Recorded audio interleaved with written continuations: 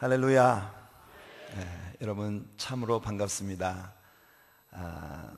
정말 계획이 없었던 특별한 기회에 하나님의 말씀으로 이 한 시간 여러분들을 섬길 수 있는 그런 귀한 시간을 주신 하나님께 영광을 돌려드립니다. 저는 오늘요 우리가 함께 읽은 요한복음 7장 37절로부터 39절까지 말씀을 본문으로 해서 생수의 강이라는 제목의 말씀으로 같이 은혜를 나누고자 합니다. 따라서 한번 해보실까요? 생수의 강.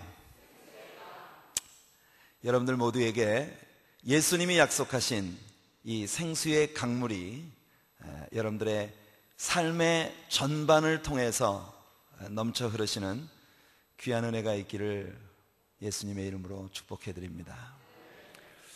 오늘 우리가 읽은 이 말씀의 백그라운드를 먼저 여러분들에게 좀 말씀드리죠.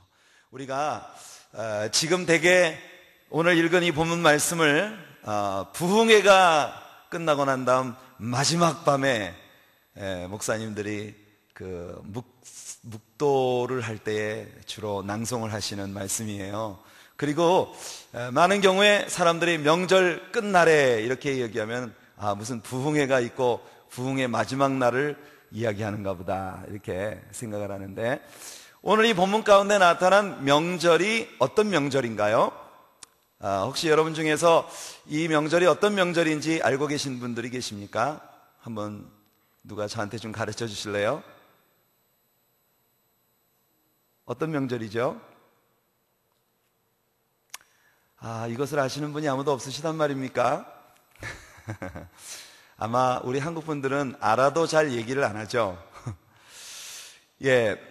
여기서 말씀하고 있는 명절은 어떤 명절이냐 하면 하나님께서 이스라엘 백성들에게 명령하신 3대 명절이 있습니다.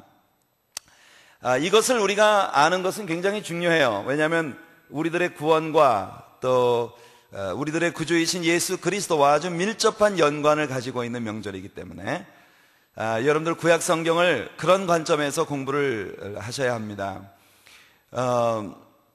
왜냐하면 바울 사도는 기록된 모든 말씀들이, 바울 시대에 기록된 말씀들이라고 하는 것은 바로 구약 성경이에요.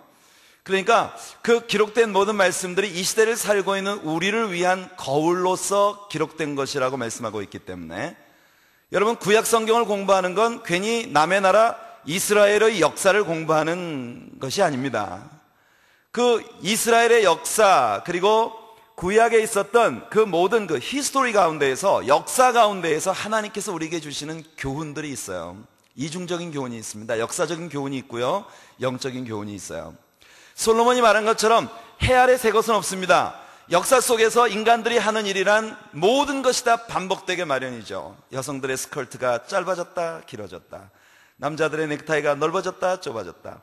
항상 유행이 새로 바뀔 때마다 우리는 생각할 때 이것이 새 것이라고 생각하지만, 그러나 역사의 큰 테두리 안에서 보게 되면 모든 일들은 과거에 있었던 것이 또다시 반복되는 거예요.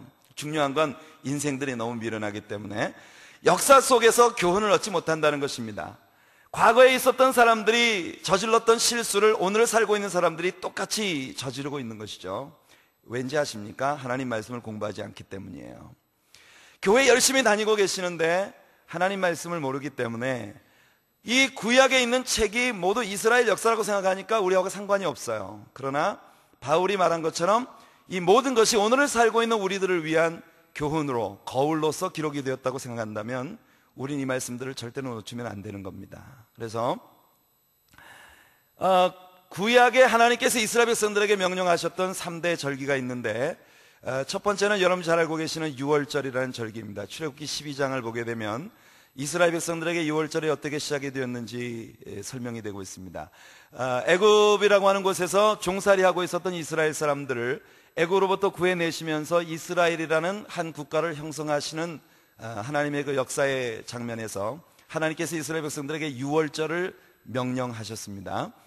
그 유월절이라고 하는 절기는 어린 양과 연관이 있어요. 유월절을 선포하신 그날로부터 하나님께서는 니산월 혹은 아빕월이라고 하는 이스라엘의 종교력으로서의 정월달을 시작하도록 명령하셨습니다. 바로 그 아빕월 10일 날 어린 양을 취해서 14일까지 간직하다가 14일 저녁에 어린 양을 잡아서 메인이 어린 양을 취하고, 그리고 그 다음 날은 바로 출애굽하는 날입니다. 이것이 그 유월절의 규례입니다. 자, 이 유월절은요, 어린 양 예수 그리스도가 우리를 위해서 죽으심으로 말미암아 애굽이라고 하는 이 세상 죄악으로부터 구원을 받아서 하나님의 축복의 땅을 향해 나아가는 신자들의 구원을 보여주는 그런 영적인 의미가 담겨있는 명절이에요. 그러니까 구약에 있었던 모든 일들은요, 역사적인 교훈들이 있고, 그 다음에 그 역사적인 교훈들 이면에 있는 영적인 교훈들이 있는 것입니다. 그래서 유월절의 역사적인 교훈은 이스라엘이 애굽에서부터 나온 것이고, 영적인 교훈은 우리 믿는 신자들이 죄악 세상으로부터 예수 그리스도의 피로 말미암아 구원을 받고 하나님의 자녀가 되는 것이죠. 베드로전서 1장 17절 이하의 말씀 보면, 우리가 우리 조상의 유전한 망령된 죄와 행실에서 구원함을 받은 것, 속죄함을 받은 것은 금이나 은같이 썩어질 것으로 된 것이 아니요 흠없고 점없는 어린 양 같은 예수 그리스도의 보배로운 피로 된 것이다. 이렇게 베드로 선생님이 우리를 가르치고 있는 것을 볼 수 있습니다.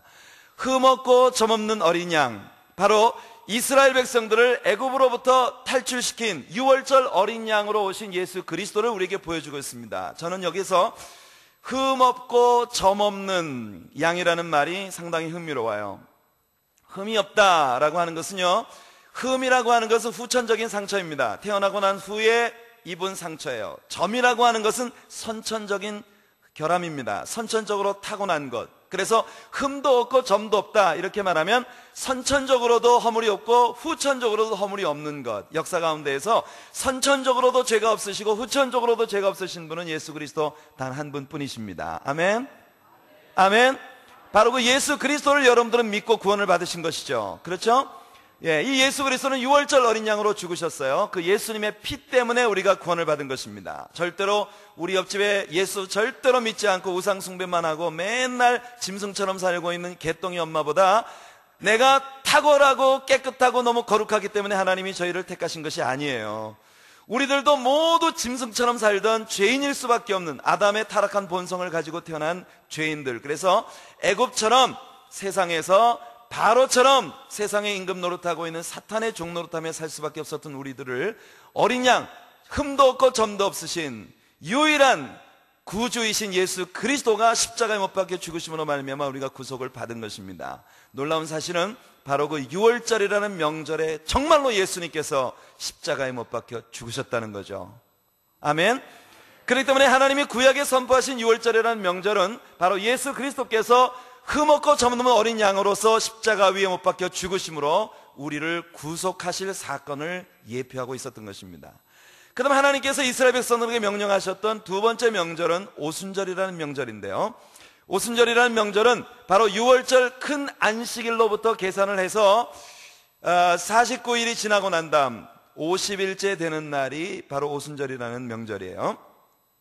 오순절이라고 하는 명절은 이스라엘 나라에 있어서는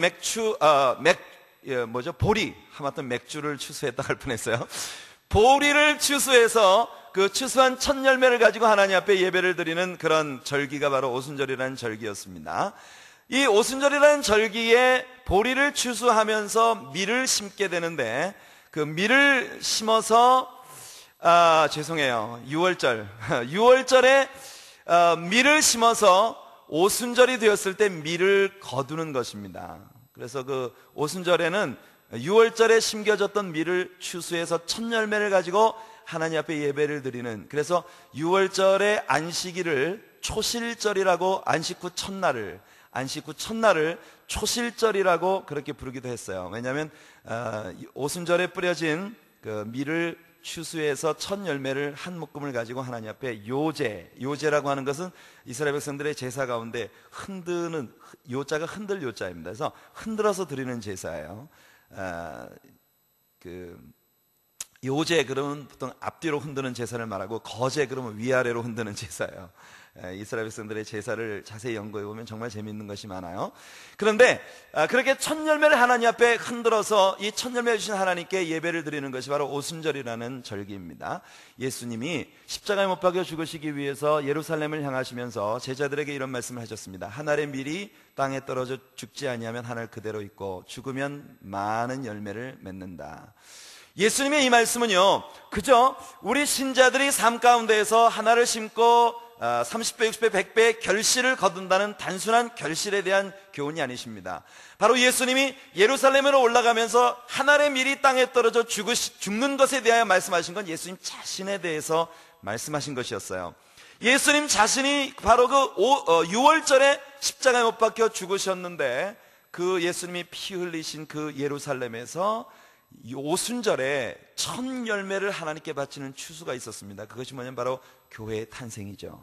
그래서 이스라엘 백성들의 두 번째 명절인 오순절이라는 명절은 바로 예수님이 십자가에 죽으신 그곳에서 약속대로 오순절에 성령이 강림하셔서 교회가 탄생하는, 예수님의 첫 열매로서의 예루살렘 교회가 탄생하는 그 사건을 예표하고 있는 그런 절기였던 것입니다. 마지막으로 세 번째 이스라엘 백성들의 매년 하나님 앞에 바쳐야 하는 그 절기들 가운데에서 세 번째 절기가 바로 장막절이라고 하는 절기입니다. 이 장막절이라고 하는 절기는요, 니산월 10일에 어린 양을 잡아서 어린 양을 취해서 4일 동안 간직하고 있다가 14일 저녁에 어린 양을 잡아서 온 식구들이 함께 먹는 것이 6월절 명절이었습니다. 그렇다면 그때로부터 그 6월절이 끼어있는 안식일로부터 시작해서 50일째 되는 날이 오순절이 되니까 보통 6월절은 우리 양력으로는 3월 말에서 4월 초 사이에 들게 되거든요. 그러니까 오순절이라고 하는 절기는 그때로부터 50일이 지나고 난 다음이니까 대개 5월 중순쯤이나 뭐 이렇게 오게 되겠죠. 5월 초나 5월 중순쯤. 그런데 그때로부터 한동안 공백이 있어요. 어떤 절기가 없이 한동안 공백이 있다가 드디어 이스라엘의 종교력으로 7월에 해당되는, 그러니까 우리들의 양력으로는 약 한 10월 달 정도에 해당되는 절기입니다. 이때 이스라엘 종교력으로 7월 1일 날이 나팔절이라고 하는 절기입니다. 7월 1일 날 이스라엘의 구속이 가까이 왔다는 것을 알리기 위해서 제사장들이 나팔을 길게 울리면 모든 이스라엘 백성들이 이때로부터 준비하죠. 왜냐하면 7월 10일째 되는 날이 욤키퍼, 대속죄일이라고 하는 날입니다. 혹시 여러분들이요, 미국이나 캐나다 같은 영어권 지역에서 나온 캘린더를 갖고 계시다면 빨간 글씨로 항상 그 모든 캘린더에 10월 달쯤 되면 욤키퍼 이렇게 쓰여 있는 그런 절기가 있어요. 대개가 한 10월 초순에서 중순 정도에 걸쳐서 오게 되는데, 바로 그 욤키퍼이라고 하는 말은 히브리 말로 욤 그러면 데이, 날이란 말입니다. 키퍼이라고 하는 말은 카파르라고 하는 말에서부터 왔는데요. 우리말이나 영어, 독일어 이런 말들은 대개 명사가 루트죠. 명사에서부터 형용사가 파송되고 동사가 파송되고 이런 식인데, 히브리어나 헬라는 거꾸로 동사가 루트입니다. 그래서 이 카파르라고 하는 말은 cover up, 덮어준다는 뜻이에요. 그 덮어준다는 단어에서부터 왔는데, 이 이스라엘의 구속, 욤키퍼, 그러면 키퍼이라는 말은 redemption, 구속을 말합니다.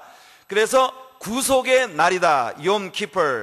이 날을 우리 성경에서는 대속죄일 이렇게 번역이 되고 있습니다. 욤키퍼, 덮어주시는 날, 죄를 덮어주시는 날이란 말이죠. 이 욤키퍼이라고 하는 날은 그 명절에 재미있는 것이 있어요. 이 날은 수염소 2마리를 가지고 하나님께 제사를 바칩니다. 먼저 수염소 1마리는 잡아서 그 피를 가지고 대제사장이 지성소에 들어가서 언약궤 위에 그 피를 덮음으로써 이스라엘 백성들의 죄가 덮어진 바 되었다는 것을 나타내는 그런 제사를 바치죠. 그 다음에 또 1마리의 수염소를 취하게 되는데, 이 수염소를 로 아사셀, 히브리 말로는 로 아사셀 이럽니다. 우리 성경에는 아사셀의 수염소 이렇게 말을 했어요.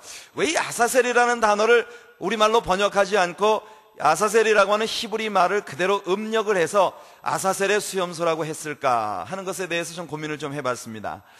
이 아사셀이라는 말도 구속이라는 뜻이고 keeper이라고 하는 말도 구속이라는 뜻인데, 이 두 개의 의미가 완전히 다르거든요. 여러분, 구약적인 개념에서 구속이라는 말은 keeper, cover up, 즉 덮어준다는 뜻입니다. 하지만 신약 성경에서 헬라어로 구속이라는 단어는 루테로시스라고 하는 단어인데, 이 루테로시스라고 하는 단어는 덮어준다는 뜻이 아니고 cancellation이에요. 완전히 무효화시켜버린다는 것입니다. 완전히 없애버리는 것, 제해버리는 것. 구약적인 구속의 개념과 신약적인 구속의 개념이 완전히 달라요. 구약에서 구속하면은 일단 이스라엘의 죄를 희생의 짐승의 피로 덮어둔다는 뜻이에요. 언제까지?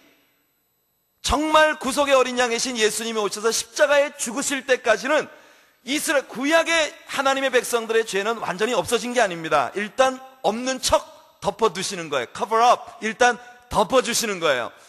그러나 예수님이 오셔서 십자가 못 박혀 죽으셨을 때 그 구약의 모든 성도들이 기다리고 고대하던 그 구속이 이루어지게 된 것입니다. 할렐루야. 그리고 신약시대에 와서는 바로 그 어린 양 예수 그리스도의 십자가의 희생이 있었기 때문에 이제는 더 이상 우리의 죄가 단순히 덮어둔 게 아니에요. 완전히 없어져 버렸습니다. 완전히 캔슬 돼버렸어요. cancellation. 완전히 무효화돼 버렸어요. 여러분, 구약의 선지자들이 그토록 소원했던 것처럼 동이 서에서 먼 것 같이 우리의 죄를 완전히 우리에게 멀리 옮기셨다. 동과 서는 얼마나 먼 거리일까요?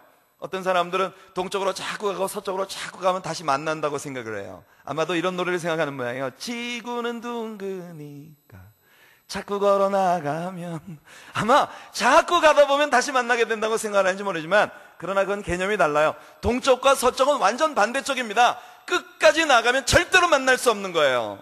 아멘. 바로 우리들의 죄가 다시는 우리에게 돌아올 수 없단 말입니다. 민수기에서 Your sins will find you out. 너희들의 죄가 반드시 너희를 다시 만나게 된다고 선포하셨는데, 이것이 율법이거든요.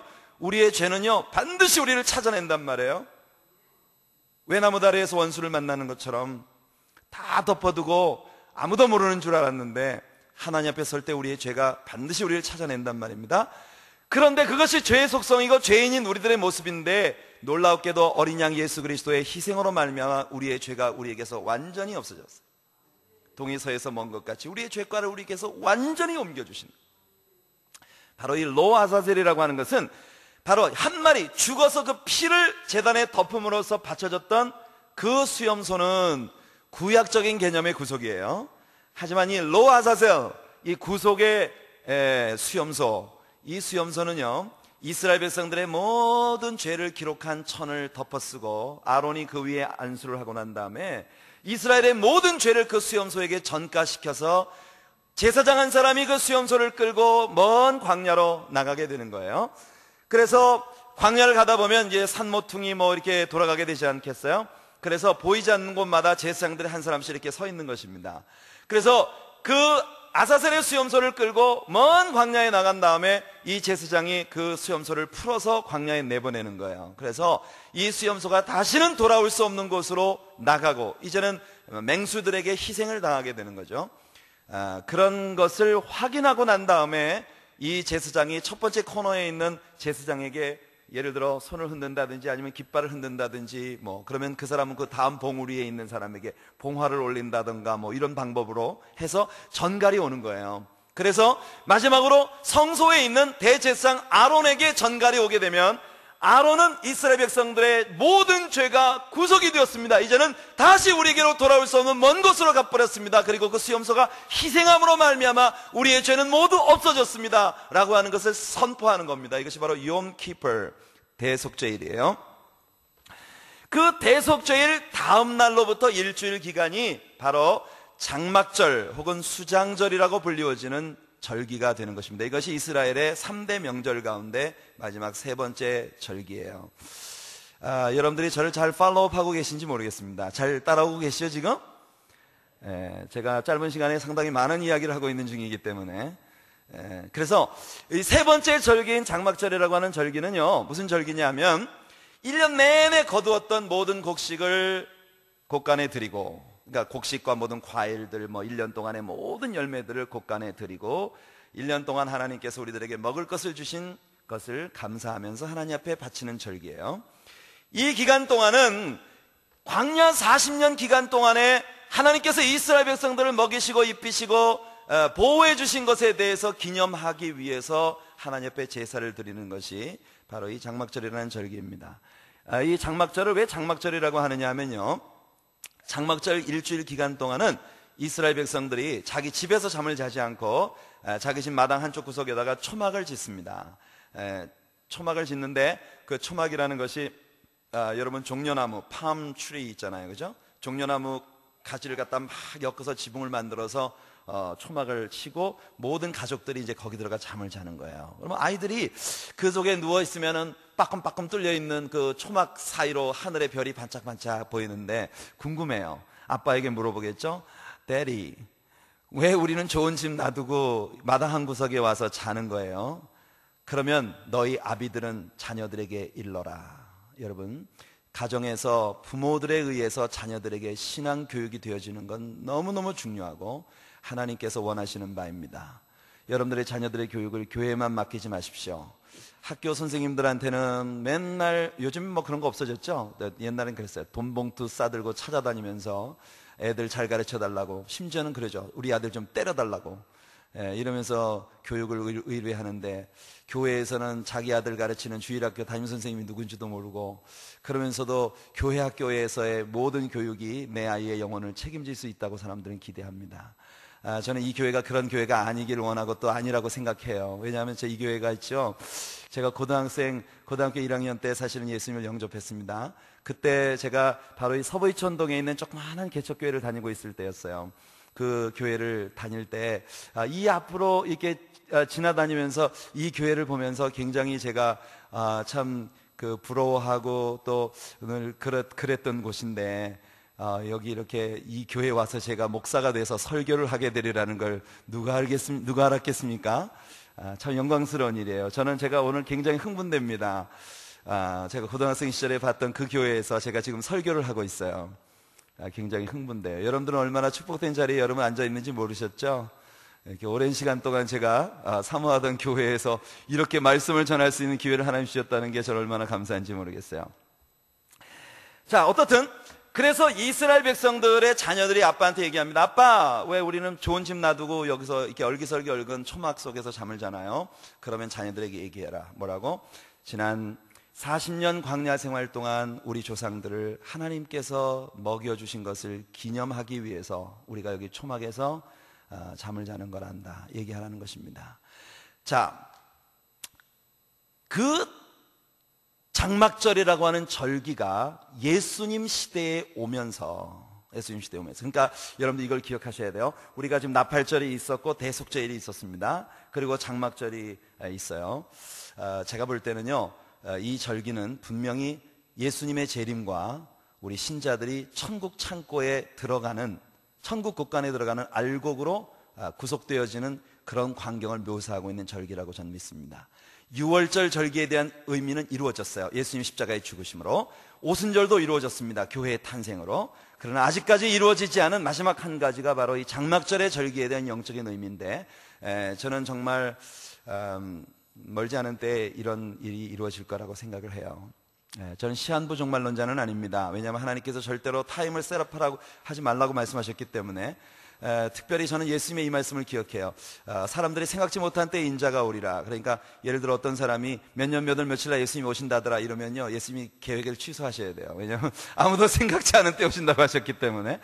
여러분들 그 타임을 셋업하는 그런 이 시한부 종말론자는 저는 아닙니다만, 오늘날 이 세상에 되어지는 모든 일들, 중동에서 벌어지고 있는 모든 일들, 제가 에스겔서를 공부하면서 정말 예수님의 재림의 때에 이루어질 그 모든 일들이 이제 무엇이 남아있나, 여러분 한 1500 타일 정도 되는 직소 퍼즐 있죠. 여러분들 아이들이 이렇게 뭐 퍼즐을 맞춰가지고 큰 그림을 만들잖아요, 그죠?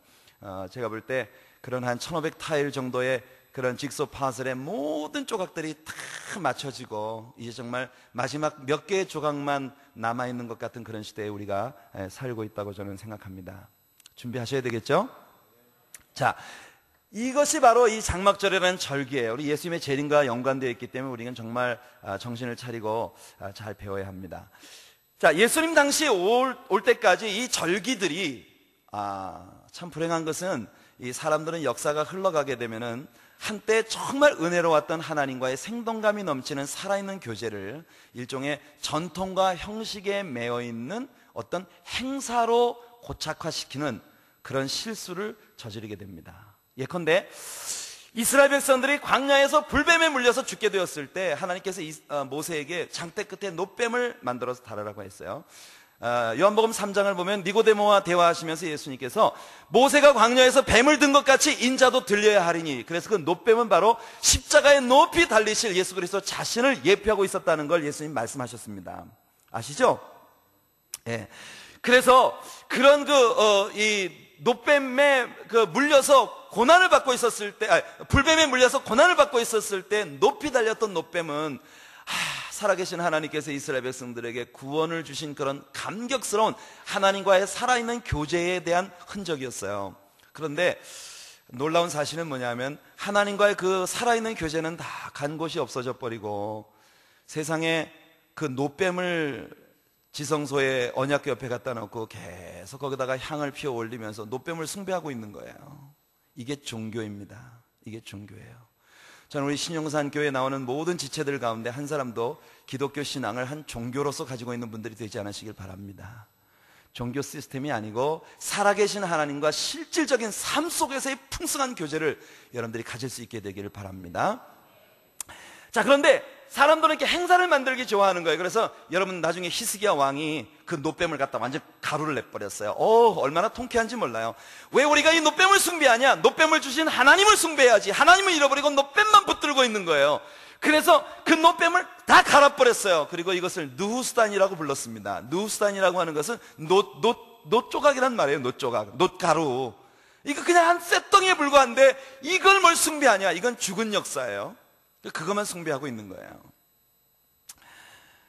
바로 그런 것과 마찬가지로 예수님 당시에 왔을 때 장막절이라고 하는 명절은 40년 동안 광야에서 이스라엘 백성들을 먹여주시고 또한 반석에서 생수를 내서 마시게 하신 그런 하나님의 살아있는 역사심에 대한 감동은 다 식어버리고 그런 모든 감동을 행사로 고착화시킨 그런 형태의 예배가 성전 안에서 자행되고 있었던 것입니다.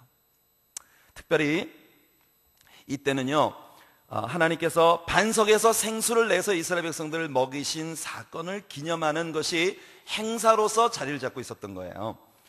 여러분들 하나님께서 반석에서 생수를 내서 이스라엘 백성들을 먹이신 사건 아시죠? 예, 그 사건이 몇 번 있었습니까? 예? 그 사건이 몇 번 있어요? 광야에서 생수를 내서 먹이신 사건이 몇 번 있습니까? 예, 성경에는 2차례가 기록이 돼 있어요. 자, 첫 번째는 이스라엘 백성들이 광야 생활을 시작하던 초입이었어요. 그러나 두 번째는 이미 40년간의 광야의 방황을 다 끝내고 이제 마지막 가나안 땅으로 들어가기 위해서 에돔 족속과 모압 족속의 땅을 지나가려고 하는 그 초입에서 있었던 사건입니다. 그러니까 이 두 가지 사건은 굉장한 역사적인 갭을 갖고 있는 것입니다. 많은 시간이 지나고 난 후에 두 번째 사건이 있었어요. 그런데 역사를 통해서 이스라엘 백성들이 교훈을 받지 못한다는 것을 우리가 이것을 통해 배울 수 있습니다. 광야 생활의 초입에 이스라엘 백성들이 신광야의 르비딤에 이르렀을 때 그냥 온 땅이 돌이에요. 온 땅이 넓은 반석 위에 이스라엘 백성들이 마실 물이 없어요. 그러니까 이스라엘 백성들이 모세에게 와서 원망하고 불평하면서 물을 달라고 합니다. 이스라엘 백성들은 불평하는 게 주특기고 모세와 아론은 하나님께 엎드리는 게 주특기예요. 어느 쪽을 택하시겠습니까? 이스라엘 백성들은 문제만 만나면 원망하는 게 주특기였어요. 항상 이 사람들은요, 자기들이 가고 싶어 가는 게 아니고 모세와 아론이 끌고 가서 억지로 가는 사람들 같아요. 제가 볼 때는 오늘날의 한국 교회에 있는 많은 신자들이 이런 식으로 신앙생활을 하십니다. 자기 가고 싶어 가는 게 아닌데 목사님이 가라고 해서 그냥 가르치는 대로 그냥 따라만 가는 거예요. 뭔지 모르고. 그러니까 무슨 일만 벌어지면 원망하고 불평하는데 모세와 아론은 하나님께 나가서 즉시 엎드립니다. 하나님께 엎드리니까 하나님께서 모세에게 너는 이스라엘의 장로들을 내 앞에 모으고, 잘 들으십시오. 이 두 개의 사건 가운데 차이점들이 있어요. 장로들을 내 앞에 모으고 그 다음에 너는 그 이스라엘의 장로들 앞에 마주 서서 내 지팡이로 반석을 쳐라. 그러면 반석에서 생수가 날 것이다. 모세가 서서 하나님 말씀대로 반석을 쳤어요. 그랬더니 반석이 깨어지면서 생수가 쏟아져 나오고 놀랍게도 반석에서 솟아난 생수를 온 이스라엘 백성들이 마시게 되었다는 것입니다. 그 다음 거의 40년 기간이 끝나갈 무렵쯤 되었을 때 그들은 똑같은 자리에 또 있어요. 세상에 이런 통곡 칼로리 있겠습니까? 하나님을 믿고 따르기로 결정하고 광야 여행을 시작했는데 40년이 지났는데 그 자리에 또 와 있어요. 난 왜 다시 이 자리에, 이스라엘 백성들이 그 자리에 다시 와 있는 거예요. 여러분, 이스라엘 백성들의 광야 생활은요, 육신적인 신자의 생활을 보여주고 있습니다. Carnal Christian Life, 육신적인 신자의 삶. 신자는 신자인데 영적이지 않고 육신적이에요. 그래서 이 사람들은 늘 하나님과 세상 사이에 한 다리씩 걸치고 사는 사람들. 하나님께 완전히 헌신하지 않고 한쪽 다리는 하나님께, 한쪽 다리는 세상에. 여러분들, 한쪽 다리는 다크 위에 올려놓고 한쪽 다리는 흔들리는 배 위에 올려놓고 이 사람이 서 있다면 이거 얼마나 위험한 일입니까? 바람이 불고 물결이 치면 배가 흔들릴 때마다 이 사람은 늘 끄떡거리는 거죠. 예, 저는 이런 신자들을 생명보험 신자라고 부릅니다. 생명보험 신자. 아니, 죽었다가 천국과 지옥이 있으면 어떻게 해요? 일단 보험은 들어둬야지. 그러니까 교회 등록은 해놓고. 근데 정말 주일마다 이 사람이 교회 오는 건 보험금 납부하러 오는 거예요. 생명보험 납부하러. 완전히 하나님께로 가자니 아직은 세상이 너무 좋아요. 너무 재밌어. 그러니까 세상을 포기할 수 없는 거예요. 근데 그렇다고 해서 하나님을 버리고 세상으로 가자니 하나님이 너무 무서워. 그러니까 한쪽 다리는 하나님께, 한쪽 다리는 세상에 중간에 걸치고 사는 거죠. 이게 카널 크리스천, 육신적인 신자의 삶이에요. 이 사람들은 매일 전쟁을 칩니다. 싸워서 이겨도 내 것 되는 게 하나도 없어. 그게 이스라엘의 광야 생활이에요. 르비딤에서 아말렉과 싸워서 이겼단 말이에요. 근데 땅 차지한 건 아무것도 없어요. 맨날 올라갔다 내려갔다 상승했다 침체했다 일어났다 자빠졌다. 여러분들 신앙생활 30년 했는데 아직도 툭 하면 삐져서 교회 안 나와. 이 예수 누구 위해서 믿는 겁니까? 이런 사람이 카널 크리스천이에요. 아직도요, 성경이 뭔지도 몰라. 열심히 들고는 다녀요. 옛날 제가 김희자 권사님이라는 분 간증을 들은 적이 있어요. 저는 모태신앙입니다. 모태신앙이기 때문에 아무것도 못해요. 제가 태어날 때부터 엄마 뱃속에서부터 예수를 믿었거든요. 예수님, 엄마 뱃속에서 뭔 예수를 믿어요? 예, 엄마 뱃속에서 따라서 교회 다녔겠지. 예, 제가 어렸을 때 엄마가 이 성경책을, 조그마한 성경책 하나, 정말 예쁘게 생긴 성경책, 너무너무 깨끗하고 여기 금장으로 싹 떼는 거, 예, 요 성경책을요 어렸을 때 엄마가 선물로 주셨거든요. 그런데 이 성경책을요 매일 한 번도 내가 안 갖고 다니면 저는 불안해서 못 살아요. 영화 촬영할 때도 가지고 가고요, 텔레비전에 나갈 때도 가지고 가고요. 어떤 때 내가 나가다가 이 성경책 안 갖고 온 게 생각나면요 얼른 돌아가서 성경책 가지고 와야 모든 일이 잘 풀리는 거예요. 그럼 내가 한 번도 어떤 때는 이 성경책을 베고 자요. 근데 이 성경책을 한 번도 떨쳐 내 몸에서 띈 적이 없는데요, 한 번도 읽어본 적은 없어요. 그러는 거예요. 예, 얼마나 많은 신자들이 카널 크리스천으로 삽니다. 결단이 없어요. 하나님께 완전히 커밋되지 않았어요. 불행한 일이죠. 여러분들 요단강을 건너가시기 바랍니다. 요단강은 죽음이 아니에요. 육체적인 죽음을 말하는 게 아닙니다. 우리 며칠 후 요단강 건너가 만날이 그럴 때 요단강은 죽음을 말하는 것이고 가나안 땅은 천국을 의미한다고 생각하는 경우가 많아요. 그러나 가나안은 천국의 상징이 아닙니다. 가나안이 천국의 상징일 수가 없어요. 왜냐하면 가나안이 천국의 상징이라면 가나안에선 더 이상 싸움이 없어야 합니다. 실패도 없어야 돼요. 눈물도 없어야지. 왜냐하면 천국이 뭐 그렇게 싸움이 있고 실패도 있고 그렇습니까? 여러분, 요단강을 건넌다는 것은요 바로 우리가 정말 성령 세례를 받고 완전히 born again, 거듭난 신자가 돼요. 하나님께 나를 온전히 의탁하고 나의 전 인격을 하나님께 맡기는 순간이에요. 그리고 가나안의 삶은 영적 신자의 삶입니다. 영적 신자도 실패해요. 때로 넘어져요. 왜냐하면 성령 충만이라고 하는 것은 마치 우리가 콜라를 쭉 마시고 나면 바닥 되잖아요. 그런 것처럼 하나님의 성령의 능력으로 우리가 사는데 어느 때 이 성령의 능력이 우리에게서 다 드레인 될 때가 있어요. 그러면 막 고민도 되고 또 넘어지기도 하죠. 그럴 때 우리가 매번 성령의 충만을 받아야 합니다. 성령 세례라는 것은 단회적인 사건이지만 성령의 충만이라고 하는 건 사도행전에 보면 사도들이 매번 기도할 때 성령이 충만하여, 말씀 전할 때 성령이 충만하여. 여러분들도 매사매사 성령 충만한 삶을 사시길 바라요.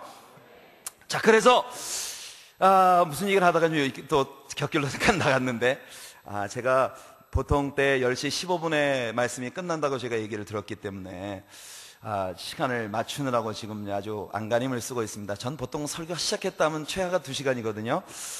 제가 설교하는 스타일 보세요. 이거 뭐 한두 시간에 끝날 일이 아닌 것 같죠?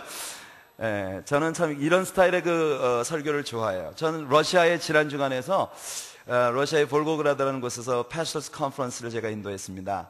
4일 동안요, 아침 9시부터 밤 9시까지 강의를 했어요. 혼자서. 와, 그게 재미있어요. 끝내라고요? 아니에요? 저 뒤에서 무슨 사인을 주시는 것 같아서 난 끝내라 그러는 줄 알고 가슴이 철렁했어요. 아직 시작도 못했는데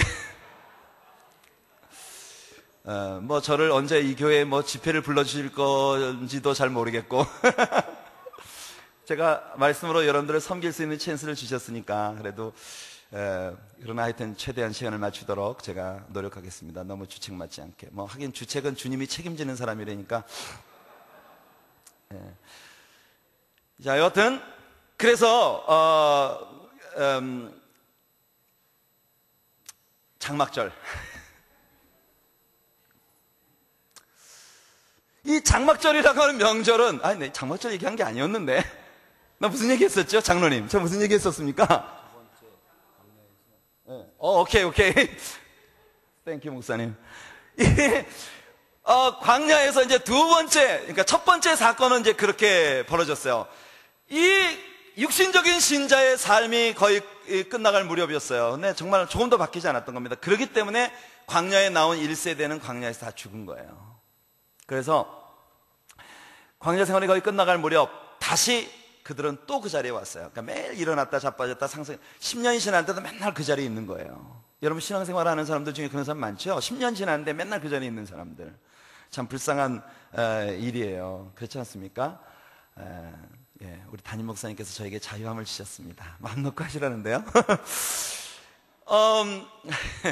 큰일 났습니다, 여러분. 그러니까 혹시 너무 늦었다고 생각되거든 쓸만치 나가십시오. 저한테 이상한 눈총 주지 마시고. 제가 물을 한 컵 마실 수 있을까요? 여기. 감사합니다. 그래서 10년이 지났는데 또 그 자리에 있는 거야. 40년이 지났는데 또 그 자리에 있는 거야. 이것이 육신적인 신자의 삶이거든요. 그래서 이스라엘 백성들이 다시 그 자리에 돌아왔습니다. 똑같이 여전히 그들의 주특기는 원망하는 것이고 모세의 주특기는 엎드리는 거예요. 자, 근데 여기서 이제 사고가 생깁니다. 이스라엘 백성들이 또 그 자리에 와서 모세한테 말하는 건 왜 너희는 우리를 광야에 끌어와서 고생을. 그러니까 이 사람들은 아직도 모세와 아론에게 왜 우리를 끌어왔냐. 그들은 아직도 생각해 보세요. 벌써 애굽에서 나온 지 이미 40년이나 전. 이제 애굽 가도 안 받아줘요. 근데 이 사람들은 아직도 애굽을 쳐다보고 있는 겁니다. 계속 애굽에 있을 때가 좋았어. 그때가 좋았어. 짠 이러면서 계속 그 애굽을 쳐다보고 있는 거예요. 얼마나 답답한 사람들이에요. 그러니까 이 사람들이 이야기하니까 모세가 또 하나님께 엎드립니다. 자, 그런데 참 성경이 말하는 것처럼 겸손함과 온유함이 지면에 있는 누구보다 승했던 모세도 이 순간에 이르렀을 땐 정말 그 인내의 한계에 도달했던 모양이에요. 그러니까 이스라엘 백성들을 안고 하나님께 왔습니다. 하나님 아버지, 저들이 하마터면 날 죽일 것 같습니다. 하나님 어떻게 하면 좋겠습니까? 하나님께서 말씀하셨습니다. 자세히 들으세요. 하나님 말씀은 잘 들으셔야 합니다. 하나님께서 말씀하시기를 모세야, 이번에는 온 이스라엘의 회중들을 반석 앞에 모이게 하고. 아까는 누가 오라 그랬어요? 장로님들. 여러분들 너무 스마트하세요. 장로님들 모으라 그랬는데 이번에는 하나님께서 온 이스라엘의 회중들을 반석 앞에 모아라. 그 다음에 네가 반석을 마주하고 서서 하나님께서 말씀하시기를 이번에는 반석을 명하여 생수를 내라. 사실 명한다는 말은요, 약간은 좀 그 뉘앙스가 잘못된 번역이에요. 명한다기보다는 클레임, 그 반석에게 물을 내라고 요구해라, 그런 뜻입니다. 물을 내라고 요구해라. 그러면 반석이 생수가 나오리라 그랬거든요.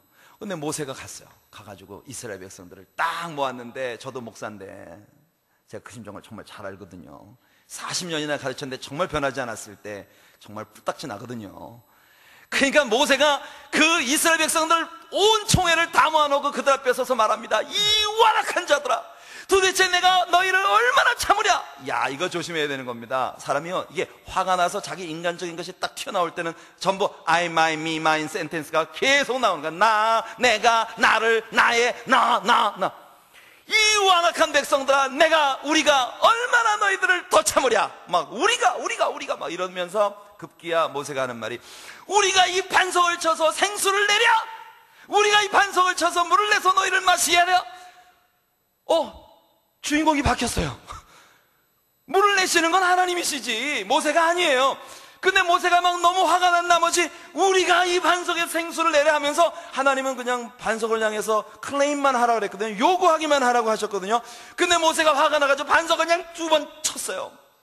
그 바람에, 자, 반석을 치면서 물을 내라고 하니까 하나님 약속의 말씀이 있기 때문에 물은 쏟아졌어요. 아주 콸콸 쏟아졌어요. 그래서 이스라엘 백성들이 마셨는데, 그러나 이 사건이 있고 하나님께서는 모세에게 갑자기 말씀하십니다.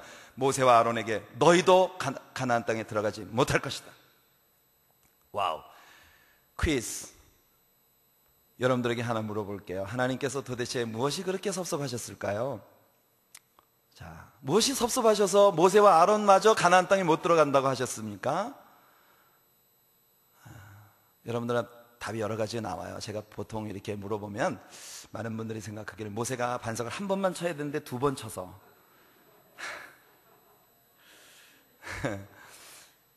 뭐 별 이야기, 모세가 막 화를 내서 뭐 별 이야기가 나옵니다. 다 나오는데 정말 중요한 건 2번, 1번이 아니라 사실은요, 하나님께서는 이 반석을 통해서 아주 귀한 그림을, 이런 것을 우리가 타이포로지, 신학적으로 모형학이라고 이야기합니다. 바로 이 반석의 사건을 통해서 하나님께서는 다가올 예수 그리스도의 구속의 사건에 대한 아주 중요한 그림을 이스라엘 백성들 앞에 선포하고 싶으셨던 거거든요. 근데 모세가 화가 나는 바람에 하나님이 귀하게 셋업해 가고 계시던, 하나님이 너무너무 귀하게 셋업해 가고 계시던 이 아름다운 그림을 다 망쳐버린 거예요. 하나님이 2번째는 그냥 클레임만, 요구만 하라고 했거든요. 네, 모세가 화가 나죠. 우리가 반석을, 생수를 누가 내요? 모세나 아론이 하는 게 아니거든요. 근데 우리가 물을 내서 마시게 하랴. 반석을 쳤는데, 자, 이 그림을 잘 보십시오. 여러분들이 구약 성경만 보면 그 의미를 모릅니다. 신약 성경에 보면 모든 성경이 다 짝이 있거든요. 신약 성경의 고린도전서 10장을 여러분들이 읽어보게 되면 바울 사도가 이 광야의 반석은, 자, 그들을 따르는 신령한 반석으로부터 물을 마셨음에 그 반석은 곧 그리스도시니라. 예, 이럴 때 아멘 하신 권사님, 할렐루야. 예, 아멘. 그 반석은 곧 그리스도예요. 근데 정말 중요한 건 모세가 지팡이로 그 반석을 쳤단 말이에요. 그 지팡이가 뭡니까? 과거에 모세의 지팡이가 변해서 뭐가 된 적이 있었죠? 뱀이 된 적이 있었거든요. 창세기 3장 15절에서 아담이 타락했을 때 하나님께서 아담을 저주하지 않으셨습니다. 대신 뱀과 땅을 저주하셨어요. 그때 하나님께서 말씀하시기를 여자의 후손이 뱀의 머리를 칠 것이요 그의 후손은 그의 발꿈치를 물 것이다. 창세기 3장 15절에서 일찍부터 우리 하나님께서는 예수 그리스도를 이 땅에 보내주시기로 약속하신 겁니다. 여자의 후손. 왜 여자의 후손입니까? 남자를 빌지 않고 동정녀에게서 탄생하실 예수님이시기 때문에. 그래서 여러분 이사야 7장 14절을 보게 되면은 보라 처녀가 잉태의 아들을 낳을 것이요 그 이름을 임마누엘이라 하리라. 예수님은 동정녀에게서 나셨습니다. 예. 그러나 여러분 Revised Standard Version, RSV 영어 성경을 보면요, 여기서 마리아를, 그 처녀를, 동정녀를 virgin이라고 번역하지 않고 young maid라고 번역을 했습니다. 어린 여자가 아이를 낳을 것이다. 무슨 말이냐면 처녀가 어떻게 애를 낳아? 믿지를 못하는 거예요. 그러나 하나님 분명히 약속하셨고 예수님은 동정녀에게서 탄생하셨습니다. 말씀이 믿어지지 않으니까 자기가 믿을 수 있는 한계 안으로 끌어들이려고 하는 거예요. 젊은 여자가 애 낳는 건 기적도 아니고 아무것도 아니에요. 요즘엔 얼마나 젊은 여자가 애를 낳는지 압니까? 제가 미국에 있을 때요, 세상에 히스패닉계 여자아이가 14살 먹은 애가 애를 낳았어. 14살 먹은 애가 애를 낳는데 그 애를 갖다가 그 검은색 샤핑 그 플라스틱 백 있잖아요, 거기다 집어넣어가지고 창밖에 버려버렸어. 세상에 애를 10달 동안 뱃속에 가지고 있는 동안 엄마도 몰랐고 아빠도 몰랐고 식구들 아무도 몰랐어. 10달 동안 애가 이 뱃속에 임신을 해갖고 열 달 만에 애를 낳는데 화장실에서 혼자 애를 낳아가지고 그 자기 혼자 그래가지고 쓰레기 봉지에다가 담아가지고 그냥 버려버렸어요. 폴리스가 오고 난리가 났는데 수사를 해보니까 14살 먹은 히스패닉계 어린 여자아이가 애를 낳은 거예요. 그래서 제가 소련에 가갖고 러시아에서 이제 패스터스 컨퍼런스를 하면서 제가 목사님들한테 그랬습니다. 요즘에 젊은 여자가 애를 낳는 건 기적도 아니라고. 그러니까 이건 분명히 처녀지 젊은 여자가 아니라고. 그러면서 내가 14살 먹은 애가 애를 낳았다 그러는데 아무도 놀리질 않아요. 그냥 뭐 전부 표현이 다 그냥 뭐야. 그래서 내가 그분들을 보고 물어봤어요. 아니 신기하지 않습니까? 14살 먹은 애를 낳았다는데 안 놀래세요? 여긴 10살도 나요. 아유, 정말 놀라운 일이죠. 어쨌든 여자의 후손이 뱀의 머리를 칠 것이고 뱀은 그의 발꿈치를 물 것이라는 것은 동정역에서 나신 구세주 예수님이 십자가 위에서 뱀의 머리를 부수실 것을 말씀하신 것이고 그 과정에서 예수님은 사탄으로부터 신체에 심각한 손상을 입게 되실 것을 말씀하고 있는 것입니다. 그러니까 하나님께서 모세의 지팡이로 반석을 쳐서 반석에서 생수가 솟아나게 한 건 그리스도가 십자가 위에서 상해를 입으심으로써 생수를 쏟아내서 백성들에게 마시게 하시는 구세주이시라는 사실을 보여주기 위한 그림이었거든요. 그러나 중요한 사실은 뭐냐면 우리 예수님은 히브리서 기자가 말하는 것처럼 히브리서 7장에서 우리 예수님은 영원한 대제사장으로 단번에 우리 온 인류를 위한 속죄의 제사를 드리심으로써 우리를 위한 구속의 길을 열어주셨단 말이에요. 휘장을 가르시고 친히 그 지성소에 들어가심으로 그를 따르는 우리들 모두가 은혜의 보좌 앞으로 담대히 나아갈 소망을 얻게 하셨다고요. 그래서 여러분 베드로가 선포하는 것처럼 우리가 왕같은 제사장들이 되어서 우리 주님의 보좌 앞으로 다만 어린 양 예수님의 보혈을 의지하고 나아갈 수 있게 되었단 말입니다. 할렐루야. 신부에게 가서 고해 안 해도 누구에게 가서 나의 죄 용서해달라고 말 안 해도 여러분들 모두가 왕같은 제사장처럼 예수님 때문에 확실히 하나님 앞에 하나님 임재 가운데 나가 주님과 함께 교제할 수 있는 길이 열렸단 말이거든요. 아멘. 그러니까 히브리서 기자가 말하는 것처럼 예수님의 희생은 단 한 번으로 그쳐야 하는 것입니다. 단번에 죽으심으로 모든 구속은 완성되었으니까 십자가 위에서 예수님이 It is all finished, 텔레오, 다 이루었다, 다 이루었다 말씀하셨을 때 이것은요 여러분 그 헬라 시대의 문화권 속에 있었던 곳으로부터 발견된 고고학자들이 발견해낸 가죽 종이의 세금 영수증이 있는데 거기에 바로 헬라어로 텔레오라는 도장이 찍혀 있는 것이 발견이 됐어요. 텔레오라고 하는 건 예수님이 다 이루었다 하실 때 텔레오, 그 말은 무슨 I paid this all, 모든 것이 다 지불되었다는 뜻이에요. 여러분 세금 내면 영수증에 완불 꽝, 그죠? 바로 그 뜻입니다. 인류의 모든 죄값이 우리 예수님의 십자가에 의해서 모두 paid up 됐어요. 할렐루야. 여러분 빚이 말이에요. 눈만 감으면 빚쟁이 얼굴이 왔다 갔다 하고 아무리 구석구석 살펴봐도 갚을 돈은 없고 정말 미칠 지경인데, 죄송합니다 목사가 이런 표현을 써서, 그런 상황 가운데 누군가가 나타나서 당신의 빚을 다 갚아줬습니다. 얼마나 할렐루야예요. 바로 예수님 십자가 위에서 죽으실 때 It is all paid, 모든 것이 지불되었다, 우리들의 구속이 선포된 것입니다. 한 번으로 끝났거든요. 그 다음부터는 누구나 십자가에 못 박히신 예수 그리스도 앞에 나와서 클레임하기만 하면, 믿음으로 나와서 요구하기만 하면 우리 주님께로부터 생수의 강물이 언제나 공급되어지는 것을 하나님께서는 이 그림을 통해서 선포하고 싶으셨던 것입니다. 그러나 모세가 너무 화가 난 나머지 난, I, my, me, mine statement, 자아로 충만한 화를 내면서 반석을 치는 바람에 그 그림이 깨져버린 거예요. 하나님이 그래서 모세에게 너도 가나안 땅에 못 들어간다 그러셨거든요. 여러분, 모세가 가나안 땅에 들어갔습니까? 못 들어갔습니까?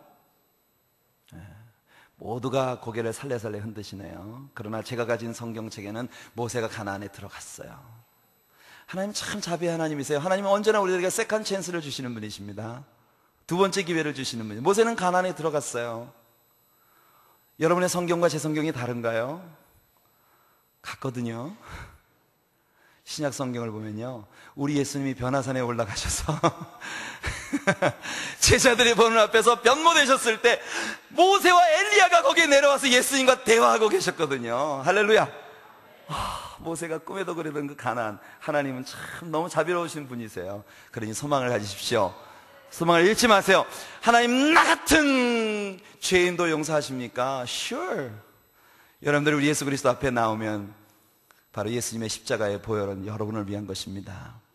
그래서 주님께서 그 구속을 완성시키신 아름다운 그림을 하나님은 선포하고 싶으셨던 건데, 근데 모세가 그걸 다 깨뜨려 버렸던 거죠. 자, 바로 예수님 당시에 와서 오늘 우리가 읽은 요한복음 7장 37절부터 39절까지 말씀에 나오는 이 명절 끝날이라고 하는 것은 바로 장막절이라는 명절이 끝나는 마지막 날이거든요.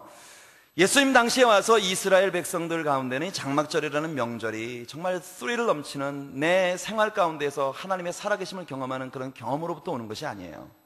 그러나 하나님이 내게 주시는 영적인 생수를 공급받지 못하니까 이 사람들이 1년에 한 차례씩 장막절이라는 명절에 하나님께서 우리에게 생수를 주신다는 것을 일단 흉내만 내는 그런 것이 하나의 행사가 된 것입니다. 뭐냐면 장막절 기간 내내 매일마다 이스라엘의 모든 제사장들이 예루살렘 성전에 와서는 흰 옷을 입고, 이스라엘 사람들은 물동이를 머리에 아니고 어깨에 메고 다닙니다. 이스라엘 사람들은 물동이는 밑에가 뾰족하게 생겨가지고 다 어깨에 메고 다녔어요. 물동이를 메고 나타나니라, 뭐 예를 들어 십보라가 처음 모세를 봤을 때든지 뭐 이런, 여러분 물동이를 머리에 아니고 이렇게 어깨에 메고 다니는 거예요.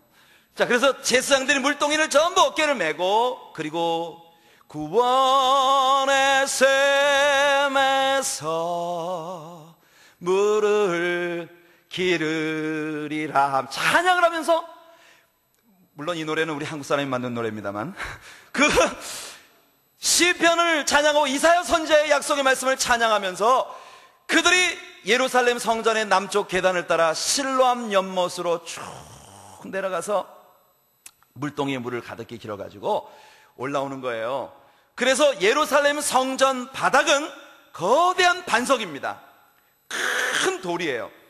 그 돌 반석 위에다가 실로암 연못에서 길어온 물을 쏟아 부음으로써 반석이 깨져서 생수가 솟아나는 것은 지금 경험할 수가 없으니까 흉내만 내는 거예요. 반석에서 생수가 쏟아지는 흉내를 내면서 그 장막절에 이스라엘이 40년 광야를 지날 때 하나님이 반석에서 생수를 먹이셨다는 것을 기념하면서 계속 물을 가져다 붓고 있는 거예요. 자, 그 반석은 누구를 의미하는 거라고요? 예수님을 의미하는 거예요. 예수님께서 그 성전 반석 앞에 딱 쓰셔서 제사장들이 줄줄이 물을 길어다가 반석에 생수를 붓는 모습이 보입니다. 예수님 얼마나 답답하셨을까? 어이구, 이 사람들아, 세상에 난 놓고 기억자도 모른다더니, 빨래 찢겨놓고 A자도 모른다더니, 무슨 말이냐면요, 그 반석이 누구를 의미한다고요? 근데 그 예수님 지금 어디 계세요? 그들 눈앞에 계세요. 정말 생수를 내시는 분은 예수님이신데 그들은 오직 종교적 전통의 목을 메고 예수님이 아닌 그 반석에다 실로암 연못물을 억지로 갖다 부으면서 반석에 솟아나는 생수를 흉내만 내고 있는 것입니다. 내게로 오면 누구나 생수를 마실 수 있는데, 내게로 오면 정말 구약의 그 반석이 의미하던 그 생수를 누구나 마실 수 있는데, 요시야 왕 때에 여러분 hil기야라고 하는 대제사장이요, 성소에서 잃어버렸던 성경책을 찾았어. 세상에 밥상 위에서 숟가락을 잊어버릴 수가 있습니까? 당시에 성경책이라고 하는 건 굉장히 귀한 것이었어요. 지금은 여러분들 각 사람이 성경책을 다 갖고 있지만 옛날에는 성경책을 아무나 갖고 있을 수 있는 물건이 아닙니다. 워낙 분량도 크고 막 엄청 두루마리거든요. 그런데 그 성전에서 보관하고 있던 성경책을 잃어버렸어요. 글쎄요, 얼마나 하나님을 예배한다는 성전이 하나님의 말씀을 무시하고 있었으면 성전에서 성경이 없어져 버렸어요. 오랫동안 잃어버렸던 성경을 성전 재건축 공사하다가 hil기야라는 대제사장이 찾아냈어요. 그때 hil기야가 하나님 말씀을 읽으면서 하나님 앞에 눈물을 흘립니다. 그 말씀을 백성들에게 선포하기 시작할 때 교회 안에 부흥운동이 일어났어요. 그래서 그때 당시에 예레미야 때는요, 아니 요시야 왕 때는 교회 안 다니던 사람이 갑자기 교회 나가는 게 무슨 유행 같았어요. 그래서 사람들이 성전으로 막 물밀듯이 밀려 들어오니까 이때 하나님께서 hil기야 선지자를 세우셔서 선포하셨어요. 뭐라고 하셨는지 압니까? 백성들아, 돌아오려거든 내게로 돌아오라. 이것이 하나님의 목마른 외치심입니다. 백성들아, 너희가 돌아오려거든 이 성전으로 오는 게 아니야. 너희들이 세운 종교 시스템을 향해서 돌아오지 말아라. 돌아오려거든 나에게로 직접 와라. 예수님도 같은 심정으로 너희들이 반석에 물을 퍼다 붓는 거 왜 하니? 이 반석은 곧 나야. 너희들이 내게로 오면 진짜 생수를 마실 수 있는데 왜 가짜 반석에다가 가짜 물 갖다 붓고 생수 마셨네 할렐루야 구원의 샘에서 물을 기르랴. 이것이 예수님의 안타까운 외치심입니다. 예수님이 그 반석 위에 서셔서 말씀하시는 거예요. 누구든지 목마르거든 내게로 와서 마시라. 나를 믿는 자는 성경의 이름과 같이 그 배에서 생수의 강이 흘러나리라. 여러분, 신자로서 여러분들은 정말 부유한 삶을 살고 계십니까?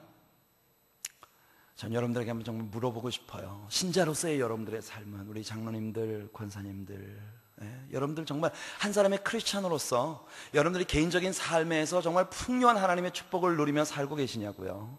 그 축복이 뭔데요? 어떤 건데요? 자, 오늘 아침에 여러분들이 개인적으로 하나님 말씀을 펼쳐놓고 말씀을 묵상하면서 오늘 하나님께서 내게 정말 살아계신 하나님으로서 직접적으로 내게 주시는 하나님의 음성을 들으며 주님과 교제함의 기쁨을 누려보신 분 여기 몇 분이나 계시죠? 하나님, 제가요 오늘 찬양하면서 참 안타까운 노래가 나옵니다. 여기 보니까 나의 등 뒤에서 나를 도우시는 주. 그 가사 좀 한번 보여줄 수 있나요? 나의 등 뒤에서 나를 도우시는 주. 저는요 우리 교회에서는 이 노래 금지곡이에요. 왜냐하면 여러분 그 노래 보세요. 지치고 곤하여. 왜 사람이 지치고 곤한지 압니까? 예수님이 등 뒤에 계시기 때문에 그래요. 평안히 길을 갈 땐 보이지 않아도 그건 평안이에요. 그 가짜 평안이에요. 예수님 안 보이는데 어떻게 그게 평화로워요? 지금 돈 잘 벌고 사업 잘 되면 그게 평화인가요? No, 가짜입니다. 속지 마십시오. 예수님 안 계시는데 어떻게 진짜 평화가 와요? 예수님은 항상 내 등 뒤에 계세요. 그러다가 그 노래 뭐라고 말합니까? 때때로 뒤돌아보면 여전히 계셔. 그럼요, 하나님은 여러분과 함께 계시는데 여러분들은 하나님을 등 뒤에 놓고 살고 있는 거예요. 그러니까 맨날 이 노래 부르면서 사는 겁니다. 때때로 뒤돌아보면 여전히 계신 주.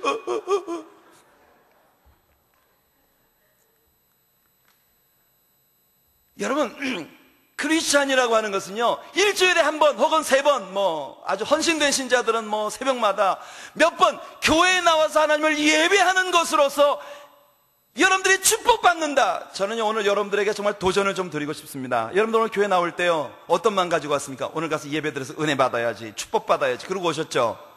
그죠? 여러분, 제가요 얼마나 오늘날의 교회가 주객전도가 됐는지 제가 여러분들에게 좀 자극을 드릴게요. 하나님께서 이스라엘 백성들에게 예배를 선포하셨을 때는요, 예배 시간에 와서 예배 시간에 복 받고 축복 받으라고 하나님이 예배에 부르신 게 아니에요. 정말 하나님께서 그렇게 말씀하셨습니다. 심지어 너희들이 1년에 3차례 내 앞에 얼굴을 보이라 그러셨어요. 근데 나올 때는 빈손으로 절대 내게 보이지 말라 그러셨어요. 무슨 말인지 아십니까? 축복은요 교회 예배 시간에 받는 게 아닙니다. 교회 예배 시간은요 온통 모두가 하나님께 예배를 드리는 거예요. 일단 아멘 해두세요. 예배라고 하는 것은요 온통 아버지가 받으시는 것입니다. 진짜 아멘이십니까? 예배는 여러분들 뭘 받으러 오시는 게 아니야. 그럼 어디서 받나? 하나님께 축복받고 은혜 받는 건 내 삶에서 받는 겁니다. 여러분 교회 몇 년 다니셨습니까? 성경 말씀 얼마나 배우셨습니까? 이제는요 그것이 매일 여러분들이 예배 시간에 와가지고 받아갖고 한번 생각해 보세요. 일주일에, 그것도 요즘에 예배가 한 2시간만 돼도요 아휴 컴플레인 장난 아닙니다. 요즘에 교회에서 2시간, 우리 교회는 매 모든 예배가 2시간이에요. 저희들 주일 아침 예배는요 1시간 월십하고 1시간 스타디예요.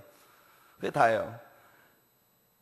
정말 너무너무 하나님께 드리는 것이 인색해요. 사람들이 겨우 말이죠 1시간 반 넘어가면 진짜 목사님 지겹게 센스도 없으셔 막 이러면서. 그런데 사람들이 그러면서 뭐라고 하냐면 예배 시간에 내가 은혜 받아갖고 일주일을 산다고 생각해요. 근데 그거는 하나님이 여러분들에게 원하시는 게 아닙니다. 한번 생각해 보십시오. 일주일이라는 그 많은 시간들 가운데에서 겨우 1시간 반 받아가지고 나머지를 버텨야 된다고 생각해 보세요. 끔찍해. 끔찍하잖아요. 아닙니까? 일주일 가운데서 겨우 1시간 반 동안 받아가지고 나머지를 버텨야 되는 거예요. 이것이 오늘날 대부분의 신자들의 모습입니다. 그러나 저는 우리 성도님들에게 선포합니다. 여러분들 삶의 모든 축복과 은혜는 여러분 삶 속에서 받는 겁니다. 말씀 배웠죠? 그 말씀 묵상하세요. 그리고 그 말씀대로 살아보세요. 저는요 하나님에 대해서 담대하게 선포합니다. 왜? 하나님이 살아계시다면 여러분들에게 모든 원하는 게 다 되는 건 그건 축복이 아닙니다. 왜냐하면 우리가 죄악의 본성이 있는데 내가 원하는 대로 다 되면 그건 저주죠. 내 삶에서 주의 뜻이 이루어지는 거예요. 여러분 제가 참 좋아하는 찬송이 있습니다. 434장 나의 갈 길을 다 가도록 예수 인도하시니. 그 찬송 맨 마지막 절에 뭐 나오는지 압니까? 무슨 일을 만나든지 만사형통하리라. 무슨 일을 만나든지 만사형통한다는데 만사형통이 뭔지 아세요? 뭐가 만사형통입니까? 많은 경우가 사람들이 내가 원하는 대로 되면 그게 다 만사형통이에요. 내 아들이 구원도 못 받았고요, 학교에서 공부도 정말 안 해요. 그런데 대학 입시만 가까이 오면 금식을 하고 하나님께 막 부르짖죠. 하나님은 우리 아들 인류대학에 들어가세요. 기적을 보여주세요. 그래가지고 갑자기 우리 아들이 신청한 학과가 말이죠, 미달이 되는 바람에 그러면 우리가 얘기합니다. 축복받았다고. 근데 그건 축복이 아니에요. 준비되지 않은 학생, 공부도 안 하는 학생, 그래서 정말 어떻게 하다가 봉사 하는 식으로 학교를 들어갔다. 그 아이가 어떻게 잘 될 수 있겠습니까? 여러분 이건 축복이 아닙니다. 진짜 패니 제인 크로스비라고 하는 감리교 여신자가 바로 그 노래를 지었습니다. 우리 한국 찬송가 안에 이 패니 제인 크로스비라고 하는 여자분이 쓴 찬송시가 굉장히 많아요. 예수로 나의 구주 삼고 이런 찬송도 있고. 근데 그분이 쓴 찬양 원문이 여러분들 무슨 일을 만나든지 만사형통하리라, 이게 어떻게 되어 있는지 아십니까? Whatever befall upon me, 무엇이 어떤 일이 내 앞에 떨어진다 하더라도 I trust that Jesus is doing well. 무슨 말이냐면요, 나는 확신합니다. 예수님이 지금 잘하고 계시다는 것을. 우리 찬송에 만사형통하리라고 번역된 그 가사의 원문은 그 뜻이에요. 내가 무슨 일을 만나든 내게 어떤 일이 쏟아지든 하나님께서 당신의 일을 지금 잘하고 계신 중입니다라는 걸 믿을 수 있는 거, 이것이 만사형통이에요. 내 삶에서 내 뜻대로 이루어지는 건요, 이건 정말 축복 아닙니다. 내 삶 속에서 주의 뜻이 이루어지는 것. 그러려면 여러분들이 크리스천 라이프가 무엇입니까? 교회 와서 열심히 배우셨으면 이제 그 배운 대로 살아내야 하는 거예요. 그리고 여러분들을 통해서 바로 이제는 구원의 생수가 막 쏟아져 나가야 하는 것입니다. 여러분 주변에 있는 사람들을 향해서. 아멘. 이런 사람들은 일주일 내내 말이죠, 하나님께 받는 생활이에요. 늘 주님과 교제하고 하나님과 함께 하니까요. 우리말 찬송에 우리 찬송에 뭐 있습니까? 초막이나 궁궐이나 높은 산이 거친들이 내 주 예수 동행하면 그 어디나 하늘나라 있잖아요, 그죠? 근데 노래는 그렇게 부르면서 삶에 어려움 오면 주님은 내 등 뒤에 계셔요. 한참 고난을 하고 난 다음에 때때로 뒤돌아보면 여전히 계셨어. 몰랐다 이거죠. 예수님이 안타까워하시는 게 바로 이겁니다. 이 사람들은 절기 때마다 와서 형식적인 제사를 하나님께 바치고 있는데, 그러면서도 자기들이 지금 가장 경건한 삶을 살고 있다고 믿고 있는 겁니다. 속고 있는 거죠. 예수님 말씀하시는 겁니다. 너희가 만일 목마르다면 이 반석에다 물 갖다 길어 붓는 일, 전통적인 요식 행위로 가지 말고 내게로 와라. 내게로 오면 너희들에게 생수의 강을 부어주겠다. 아니, 너희들에게 생수의 강을 부어주겠다 아닙니다. 하나님께서는 아브라함에게 내가 너를 축복하리라 라고 말씀하신 게 아니라 You shall be blessing, 그렇게 말씀했어요. 무슨 말이냐면요, 네가 바로 축복이 되리라, 그 뜻이에요. 아브라함은 하나님께 복을 받은 게 아니라 아브라함 자신이 복이 돼버렸어요. 이것이 여러분의 삶이 되길 바라는 것입니다. 아브라함이 복이 돼버리니까 아브라함이 가는 곳마다 그냥 복이야. 거기가 하나님께서 아브라함을 권념하사 그 조카 롯을 소돔과 고모라를 엎으시는 가운데에서 기억하셨더라. 할렐루야. 하나님이 아브라함을 생각하사 그 땅에 풍년을 주셨더라. 아브라함이 복이 된 거예요. 이것이 여러분들의 삶이 되기를 예수님 이름으로 축복해드립니다. 그리고 요한복음을 기록한 요한은 우리들에게 선포하기를, 예수님께서 이 말씀하신 것은 그가 자기를 믿는 자들이 받을 성령을 가리켜 말씀하신 것이라. 예수님 우리에게 약속하셨습니다. 성령을 부어주시겠다고. 여러분들 정말 성령 충만한 삶을, 그날엔 주의 영이 임하여. 여러분 그날이 언제입니까? 언제까지 그날엔 주의 someday it'll happen. 그럴까요? 언젠가 그 일이 일어날 것이다.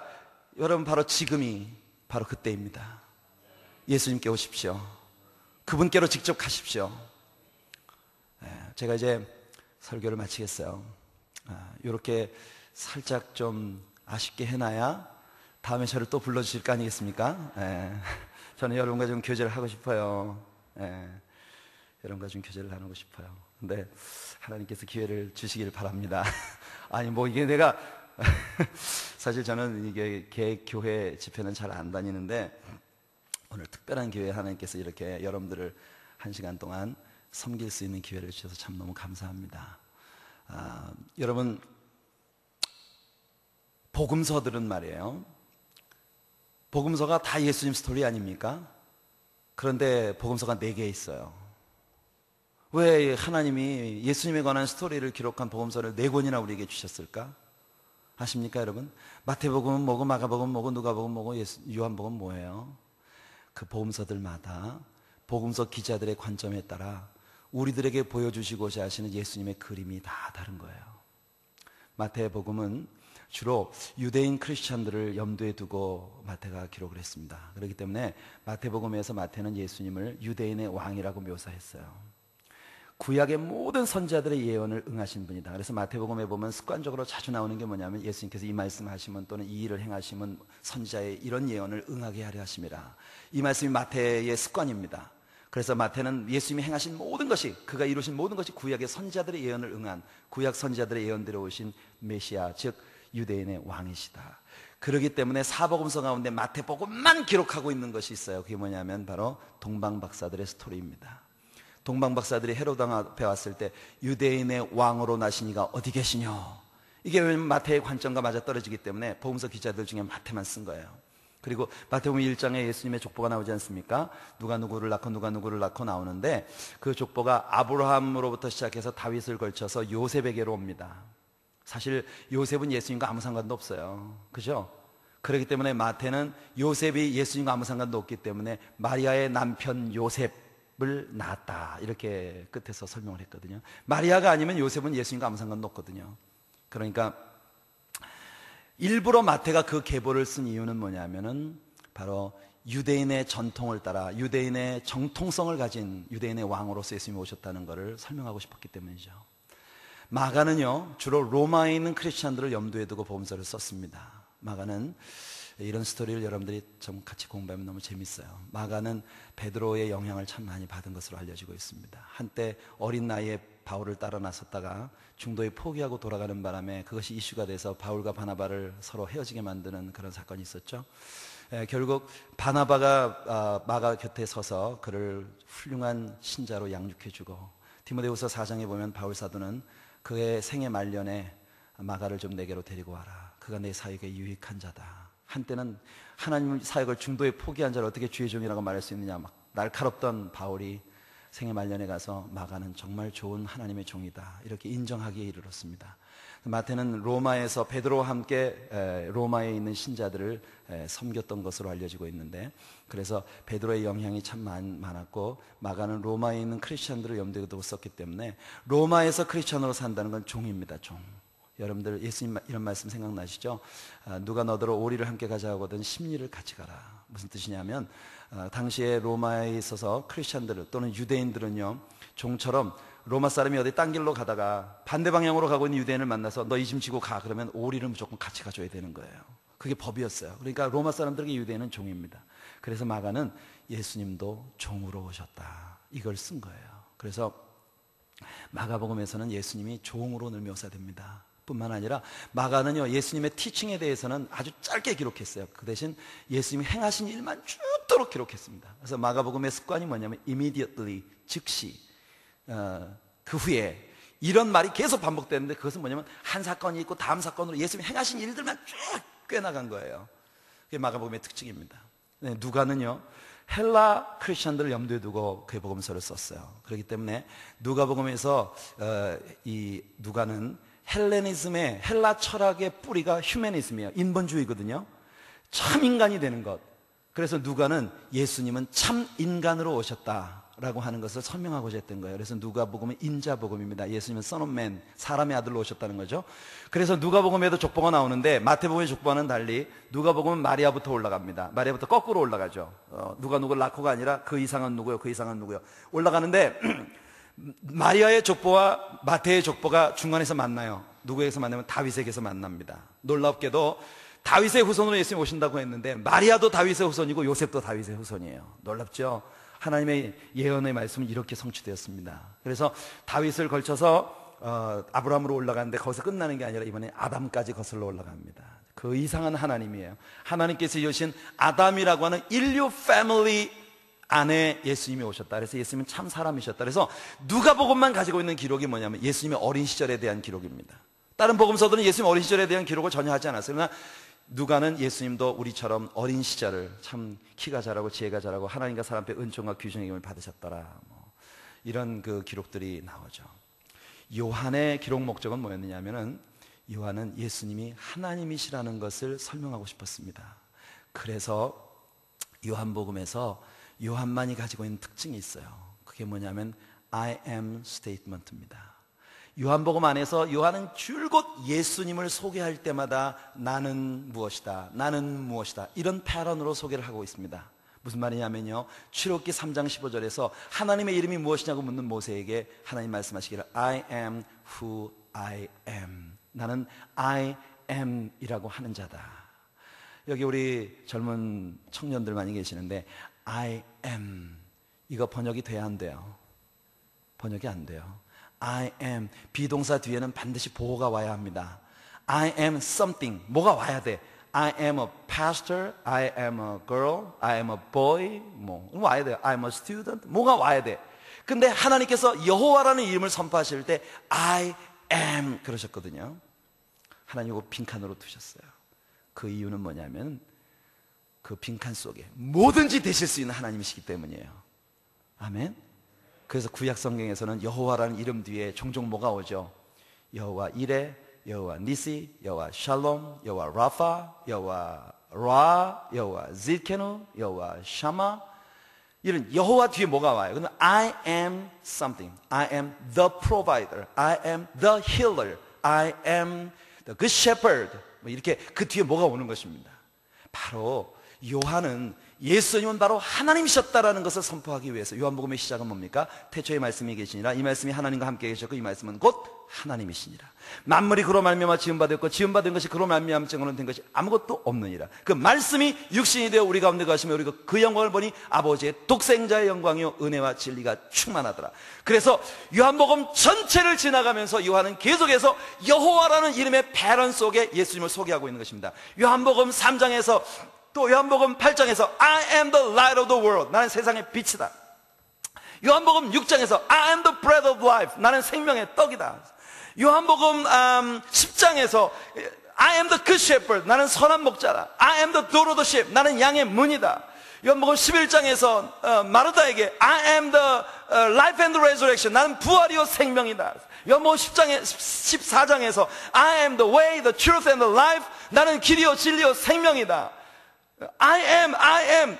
요한복음은 계속해서 예수님은 여호와이시다라고 하는 것을 계속 얘기해주고 있는 것입니다. 급기야 요한복음 15장에서 I am the true vine, 나는 진짜 포도나무다. 여러분, true라는 말로 번역된 그 헬라어 원어가 알레피노스예요. 이 알레피노스라는 말은요, true라는 말보다는 genuine이라는 말이 맞는 번역입니다. genuine이라는 말은 무슨 말이냐면 진품이란 뜻이에요. 진짜. 우리 한국 사람 제일 잘하는 말 있죠. 어디 가면은 이거 진짜예요, 가짜예요. 그래서 여러분 관광지에 가보세요. 우리가 한국 사람만 지나가면 이거 진짜예요 그래요, 외국 사람들이. 예, 그 진짜, 바로 그 진짜의 반대는 뭡니까? 가짜예요. 그 말은 예수님 밖에 길이 없다는 뜻입니다. I am the true vine, 내가 진짜 포도나무야. 그 말은 예수님 이외엔 다 가짜란 말입니다. 예, 오늘날 교회는 많은데 요한계시록 3장 20절에서 우리는 충격적인 예수님 말씀을 듣습니다. 예수님 뭐라고 하셨죠? 볼지어다 내가 문 밖에 서서 두드리노니 누구든지 내 음성을 듣고 문을 열면 내가 들어가 그로 더불어 먹고 그는 나로 더불어 먹으리라. 이 말씀을 볼 때마다 여러분 무슨 생각합니까?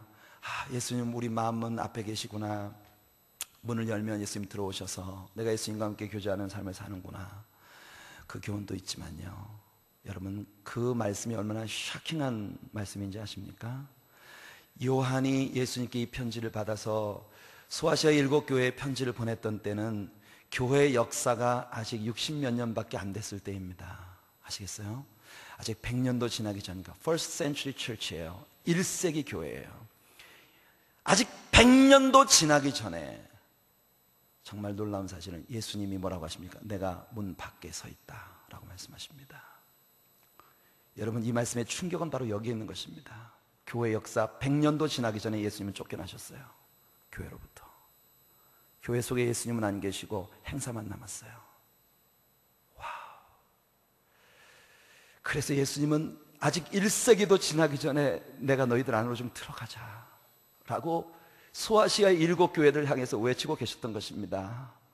요한이 말했던 하나님이신 예수님이 지금도 반석 앞에 서셔서 그들에게 말씀하고 계신 것입니다. 내게로 와라. 내게로 와라. Come to me. 내게로 오면 내가 생수를 주겠다는 것입니다. 근데 왜 예수님께로 오지 않으십니까? 왜 변죽만 올리십니까? 왜 목사님만 만나고 돌아가시나요? 왜 교회라는 전통만 만나고 돌아가십니까? 예배 1시간 동안. 그렇기 때문에 여러분, 그런 태도로 예배 시간에 오니까 맨날 예배에 대해서 여러분 컴플레인이 나오는 거예요. 목사님 넥타이가 삐뚤어졌다, 머리가 내려왔다, 성가대 옷이 뭐 저래, 오늘 성가대 연습을 안 했어. 왜냐하면 모두가 은혜 받으러 오기 때문입니다. 축복 받으러 오기 때문에. 축복 받으러 왔는데 그냥 못 받았다 이거야. 그러니까 내가 손해라는 거지. 그게 예배자들의 태도예요. 그렇기 때문에 교회 안에 들어오는 사람들이 모두 하나님은 없고 전부 내가 주인공이신 것. 하나님도 나 위에서 존재하시는 분이고, 목사님도 나 위에서 설교하는 분이고, 성가대도 나 위에서 찬양하는 거예요. 왜 은혜가 안 되냐 이거예요. 왜 축복이 안 되냐 이거예요. 여러분들은 축복 받으러 온 게 아니고, 은혜 받으러 온 게 아니고, 생활 속에서 나와 함께 하시면서 나를 축복하셨던 그분께 하나님께서 내 삶에 주신 소산들을 가지고 하나님께 드리기 위해서 와서 앉아있는 것입니다. 아니, 겨우 아멘 이것밖에 안 되세요? 다시 할게요. 아멘을 준비하시고. 우리가 교회 나온 것은 비로소 이 1시간 반밖에 안 되는 빈약되는 시간, 빈약한 시간에, 말도 잘 안 되네. 제가 지금 막 어지러워요. 빈약한 시간에 겨우 하나님께 그 축복 받아서 일주일을 버티자고 내가 축복을 받으러, 은혜를 받으러 온 게 아니라고요. 우리 하나님께 삶 속에서 받은 것 하나님께 바치러 온 사람들입니다. 아직도 더 커야 돼요. 그래서 여기서 있는 찬양팀도 여러분을 기쁘기 위하게 노래하는 게 아니라 하나님 찬양하기 위해서 예배하고 있고, 여기 선 목사도 여러분들을 즐겁게 하기 위해서 엔터테인하는 사람이 아닙니다. 여러분들이 저를 보고 잘했네 못했네 하지 마십시오. 저는요, 제가 성경 말씀만 여러분들에게 전하려고 했었어요. 그죠? 저 설교 시작해서 지금까지 예수님 얘기만 했어요. 성경 얘기만 했어요. 그래서 제가 설교할 때 우리 하나님이 얼마나 기뻐하셨는지 아십니까? 여러분들 기쁘지 않았을지도 몰라도, 뭐 캐나다에서 왔다는 무슨 목사가 뭐 말씀을 저렇게 해 이럴지 몰라도, 우리 하나님은요, 제가 한마디 떠들 때마다 그렇지 잘한다 내 아들아, 석진아, sure, why not? 야, 너 잘한다, you're doing well, go David. 우리 하나님이 지금요 하늘에서 얼마나 기뻐하시는지 압니까? 잘한다 내 아들. 그럼 캐나다에서 내가 여기까지 보낸 의미가 있어. 전 지금 하나님을 기쁘시게 하고 있는 거예요. 여러분들을 즐겁게 하기 위해서 아니라 하나님을 예배하고 있는 중입니다. 그러니 여기 서서 저는 하나님을 예배하고, 여러분 거기 앉아서 그분께 예배하는 거예요. 이것이 예배의 진정한 개념이에요. 축복은 삶에서 받으십시오. 정말 리얼 크리스찬이 되세요. 나미널 크리스찬, 명분뿐인 신자가 되지 마시고, 여러분들이 크리스찬이라면, 그리고 예수 믿은 지, 교회 나온 지 5년이 넘었다면 이미 여러분들은 선생이 돼야 합니다. 바울사도처럼 너희가 예수 믿은 지 벌써 얼마나 오랜 세월이 지나갔는데 아직도 단단한 음식은 먹지 못하고 맨날 젖이나 찾고 있는 유아 같은 사람이 돼야, 이제 마땅히 남을 가르칠 때가 되었는데. 그럼요, 사랑하는 우리 성도 여러분, 예수 믿고 5년이 되셨다면 적어도 여러분들의 가정을 오픈해서, 여러분들의 가정에서 주변에 정말 하나님 말씀 제대로 배우지 못하는 사람들 데려다가 하나님 말씀을 가르칠 수 있는 사람들이 돼야 합니다. 그리고 여러분들의 영혼이 그들을 낳아서 예수님 소원처럼 여러분들의 배에서, 배라고 하는 것은 우리들의 마음의, 이 몸의 이 가운데 아닙니까? 그죠? 옆구리가 터져서 나오는 게 아니고 죄송합니다. 이 여러분들의 인격으로부터, 전인격으로부터 성령이 여러분들의 라이프를 통해서, 삶을 통해서 쏟아져 나가는 삶이 돼야 한다는 거예요. 이것이 능력입니다. 이것이 크리스천의 스릴이에요. 여러분들의 삶이 하나님의 스릴로 넘치는, 여러분들을 전율케 하는 살아계신 하나님과의 살아있는 교제가 여러분들 하면 인생을 정말 살고 싶게 만들고, 정말 인생은 살아볼 만한 가치가 있는 것이야. 내가 비록 전세방에 살아도, 아니 월세방에 살아도, 내가 비록 산동네에 살아도, 내가 비록 가진 것이 없어도, 그러나 생은 살아볼 만한 가치가 있어. 왜? 나와 함께 하시는 주님 때문에. 여러분들 모두에게 우리 예수님이 그 생수의 강물을 쏟아부어 주시는 은혜가 있기를 예수님의 이름으로 축복해 드립니다. 기도하십시다. 거룩하신 하나님, 오늘 저녁 저희들이 하나님 앞에 나와서 하나님을 예배합니다. 우리를 열심히 찬양했습니다, 주님. 그리고 하나님의 말씀이 선포될 때 우리가 아멘 하면서 하나님께 영광을 올려드렸습니다.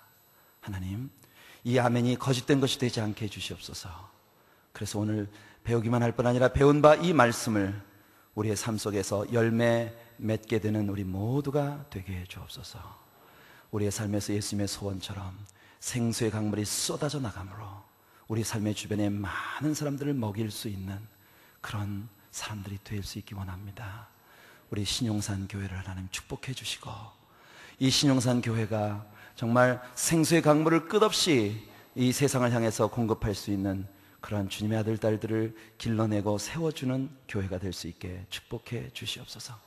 형식과 전통에 얽매여 하나님은 아무 관심도 없으신 것을 목숨 걸고 붙들고 있는 사람들이 아니라 정말 진심으로 살아계신 예수님과 삶 속에서 교제하며 부어주시는 성령의 능력과 은혜와 은사와 나타나심을 통하여 우리의 삶에 살아계신 하나님을 열방을 향해서 외치며 살 수 있는, 우리를 전율케 하는 하나님의 은혜의 도가니 속에서 살만한 가치가 있는 그런 삶을 살아가는 크리스천들이 되도록 오늘 이 저녁 저희들을 축복해 주시옵소서.